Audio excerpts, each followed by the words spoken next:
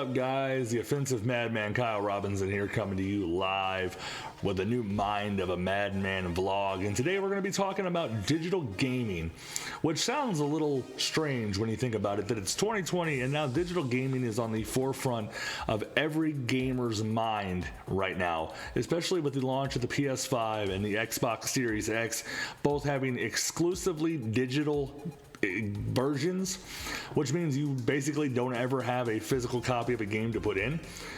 And it's real weird to me because I grew up with the Atari and the N64, and if you updated either of those things, they'd fucking break, like completely snap. I couldn't picture the idea of updating a Atari or anything of that nature. But when you plug in a PlayStation 5 controller, and I know this because I picked up a PlayStation 5 a few weeks ago, and fucking the controller updates, like who the fuck does that? But it has really started to push this mentality of digital gaming, something that the PC, as people are calling it, the PC Master Race, have been doing forever. Their digital games only, hell, PCs aren't even released with disk drives anymore, which is really fucking weird to me. But it really got me thinking. It got me thinking about digital games and if there really is a problem with digital games. And one of the things that a lot of people have mentioned is the fact that we have no resale value on the games. But here's the thing, and this is exactly why I see digital games being the quote-unquote way of the future, so to speak. The internet as a whole has begun to take tremendous leaps upward over the last few years. Content is downloadable at an astronomically massive pace, and that means that we're able to get the content we want relatively quickly. Now, you couple that with the fact that Steam, Sony, Nintendo, and Xbox all do their own sales, and a lot of these sales are fucking cheap.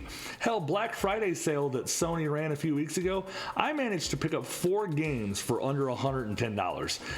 Most of them relatively new. You can't do that shit anymore. Like, you couldn't go to Walmart or a GameStop or anything else for that matter and buy games that cheap. And it's because of those margins that I do see gaming companies really push for that physical copy to go away. The only people that I see having a problem with digital gaming are people who are the old school gamers. Those people that feel that they need a game in their hand in order to validate the collection, so to speak. Or those same people who want to trade games or sell games. And here's the thing. I think that there needs to be a system in place where you can gift games. Because I went to give a friend of mine, actually a couple of friends of mine, a game a few days ago, and you can't just gift games anymore. You can't lend games. There's share play options and things like that, which are neat, but you can't just gift games or anything like that. You have to buy currency and then basically give them a gift card. And I just don't see that as being the real practical way to go with it.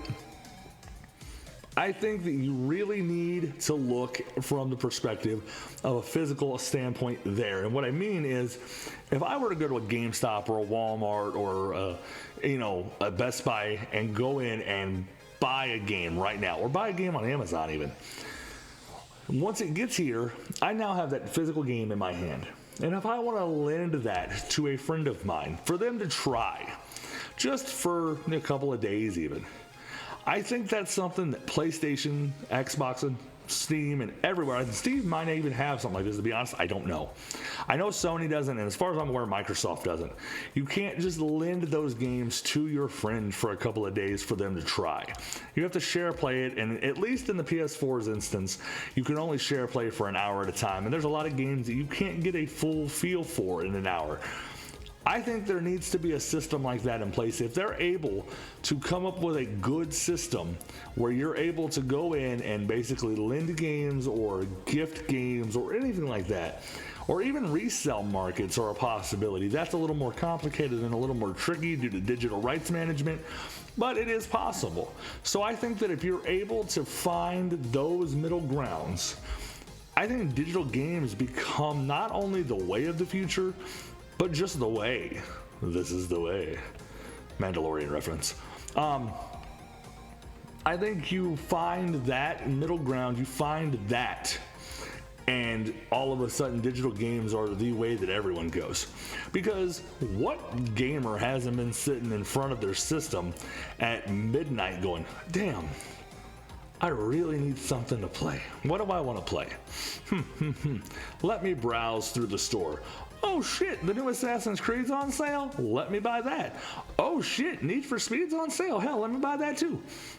Uncharted Collection's only $10. Fuck it, I'll buy that. Nobody just randomly, unless it's a first party, high-end ranking game, nobody goes and buys that game without being an impulse decision. Hell, I went and bought Uncharted 1 and it took me 3 weeks to finish. I went and picked up Uncharted 2 at 2 o'clock in the morning from the nearest Walmart. I finished it in 2 days, and then went and picked up Uncharted 3 at 4 a.m. from the same Walmart, mind you, and beat it in 12 hours. Now, I couldn't necessarily do that now strictly because of the timing and all that goes into downloading, but I think that those becoming less and less of a problem as time progresses. Digital games become that medium that everyone gets, and the better part is there's little to no overhead for disc processing. I know a lot of people are going to tell me, oh, but you're going to put GameStop out of business. You're going to put Best Buy out of business. You're going to do this. You're going to do that. Truth, I don't see the problem. If you're a business owner and you cannot adapt to the world around you, then you shouldn't be in business. And that's just my own personal opinion. And this is not a stab at any one retailer or anything like that. I think that realistically what you need is to adapt. And if you can't adapt, especially in the world of video games, you're not doing it right. And if we continue along this path of the digital age, I think what ends up happening is a lot of those brick and mortar stores do go out of business. But I think if they're smart and they find a way to monetize digital content, even as a reseller, I think that does bode well for some future, interesting things that we'll see. What are your guys' thoughts on the digital content uproar, as we call it, or uptick? Let's call it digital content uptick. I want to know down in the comment section below. You can drop into my stream every Tuesday, Thursday, and Saturday, 8:30 p.m. Central Standard Time. I stream on Twitch and on Facebook.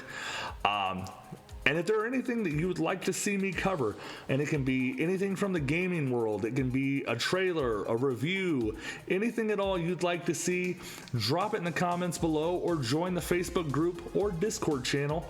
Both of those things are also in the comments below. And drop your, what's the word I'm looking for? Drop your ideas in the comment section so that way I can take a look at them, and if I like them, we'll pick them. That simple. So until next time, guys, thank you very much. And a quick reminder that if words offend you, you can politely fuck off.